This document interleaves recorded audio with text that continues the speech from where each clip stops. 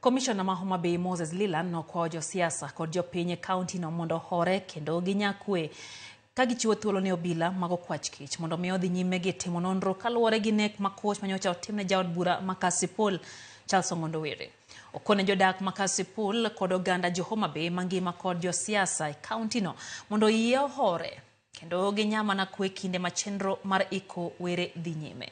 Bende oyango ni komiti mar arita kwee kaunti ma Homa Bay oseketo chenro makare eneo ni chenro mar kelo ringre jaod burano kod iko mare odhi maber chieng' tich abich jumani kendo time e yor kwee.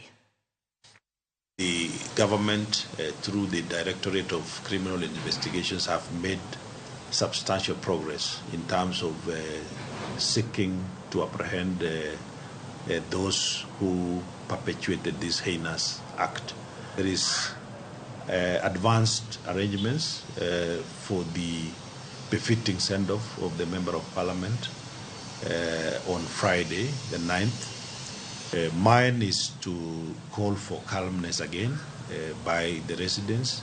So we are calling for peace. We are calling for all the residents of Homa Bay to present themselves in a peaceful manner.